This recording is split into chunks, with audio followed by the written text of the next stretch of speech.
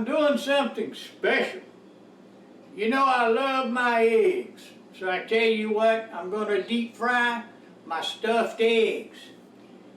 I tell you, if you've got a little mashed potatoes left from last night's meal or from the meal for lunch, or even if you got some potato salad left over from a recent little barbecue, hey, I'm gonna show you what to do with that. Don't throw it out just yet, because I tell you what, it's awesome. So if you're having a little party or something, or you just want to do a little afternoon thing, you know, like, hey, I can sure use a cold beer and a snack. Hey, this is the thing for you right here. This is the way to go, Shaq. Anyway, your kids are gonna love that stuff now. Let me tell you what. Hey, they're gonna be wanting mama to make that all the time.